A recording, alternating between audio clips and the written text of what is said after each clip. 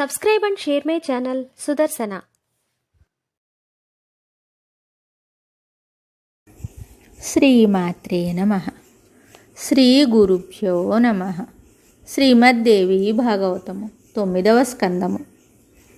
సావిత్రి ధర్మరాజుల ప్రశ్నోత్తరములు. సావిత్రి ధర్మరాజును స్తుతించుట. అట్టి తేజస్సంపన్నుడైన పురుషుడు జీవన్ముక్తుడని చెప్పబడును. తాపసులందరూ అతనిని గౌరవిస్తారు. పరిమళాన్వితమైన జలములను దానము చేసినవాడు కైలాసమునందు ఆనందించును. తరువాత ఉత్తమ కులమునందు జన్మించును.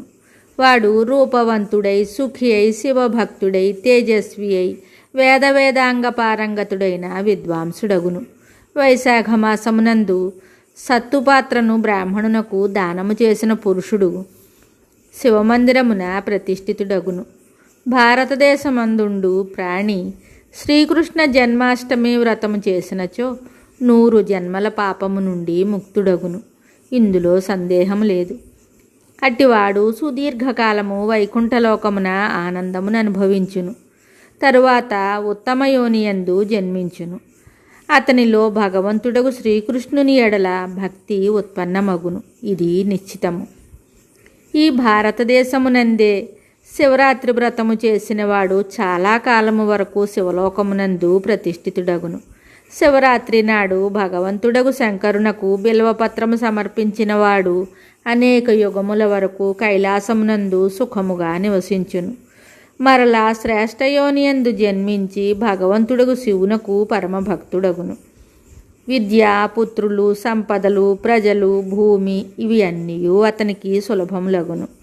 చైత్రమాసమున గాని మాఘమాసమున గాని శంకరుని పూజిస్తూ బెత్తమును చేతబట్టి రాత్రింబవళులు నృత్యము చేసినను, లేక నెల గాని, అర్ధనెల గాని, 10 రోజులు కానీ, వారము కానీ, దినమున కానీ ఎన్ని దినములు చేసినను అన్ని యుగములు శివలోకమునందు సుఖములు పొందుదురు.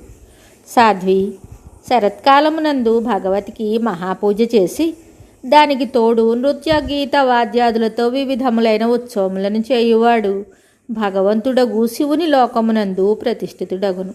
తరువాత ఉత్తమ జన్మను పొంది రాజాదిరాజగును. నిర్మలమైన బుద్ధి, సాటిలేని సంపదలను, పుత్రపౌత్ర వృద్ధిని, గొప్ప ప్రభావమును, ఏనుగులు, గుర్రములు మొదలగు వాహనములన్నీ అతనికి ప్రాప్తించును. దీనిలో సందేహం లేదు. భారతదేశము పుణ్యక్షేత్రము. ఇందుండి శుక్లాష్టమి నాడు భక్తితో మహాలక్ష్మిని నిరంతరము ఉపాసిస్తూ షోడశోపచారములతో పూజయందు సంలగ్నుడైన వాడు గోలోకమునందు నివసించుటకు అధికారి అగును.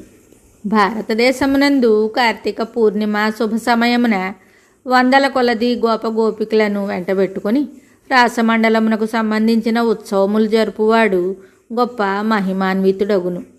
ఆ దినమున షోడశోపచారములతో శ్రీ రాధాకృష్ణుల రాతి విగ్రహములను పూజింపవలెను.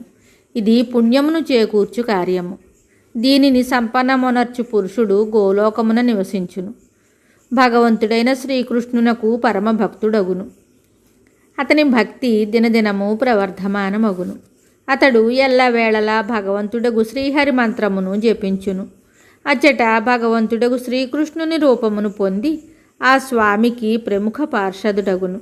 జరామరణములు జయించిన ఆ పురుషుడు మరలా అచ్చటి నుండి పతనము కాడు. శుక్లపక్షము లేక కృష్ణపక్షమున ఏకాదశి వ్రతము చేయు పురుషుడు వైకుంఠమున నివసించు సౌకర్యమును పొందును. తరువాత భారతదేశమునకు చేరు భగవంతుడగు శ్రీకృష్ణుని అనన్య ఉపాసకుడగును. క్రమముగా భగవంతుడగు శ్రీహరి ఎడల అతని భక్తి సుదృఢమగుచుండును. శరీరమును వదిలిన తరువాత మరలా అతడు గోలోకమునకు వెళ్ళును. భగవంతుడగు శ్రీకృష్ణుని సారూప్యమును పొంది ఆ స్వామికి పార్షదుడగును. అతడు తిరిగి ఈ ప్రపంచమునకు రాడు. భాద్రపద మాసమునందలి శుక్లపక్ష ద్వాదశి తిథి అందు ఇంద్రుని పూజించినవాడు సమ్మానితుడగును.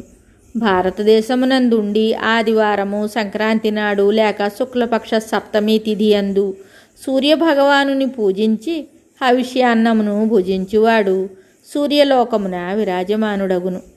తరువాత భారతదేశమున జన్మించి ఆరోగ్యవంతుడు ధనాఢ్యుడు అగును.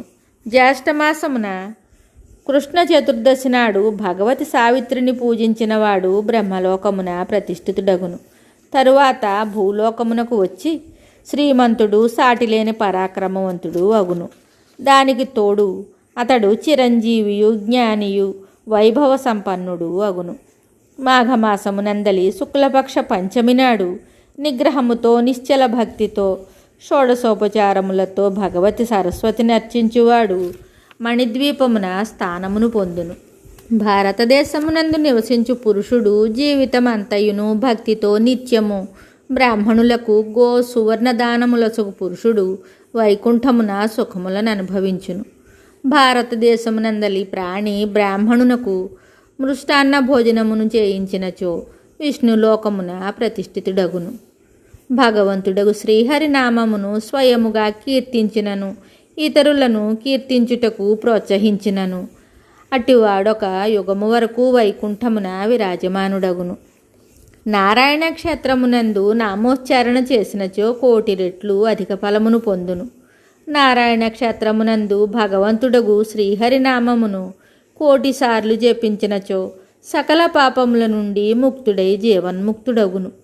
ఇది ధృవీకరించిన సత్యము. అట్టివాడు పునర్జన్మ లేకుండా వైకుంఠలోకమున శోభిల్లును. అతనికి భగవంతుని సారూప్యము ప్రాప్తించును. అచ్చటి నుండి అతడెప్పుడునూ పతనము కాడు. అతని హృదయమునందు భక్తి దృఢమగును. తదుపరి అతడు భగవన్మయుడగును. మిగతా కథ తరువాయి భాగములో తెలుసుకుందాము. శుభం. Subscribe and share my channel Sudarsana.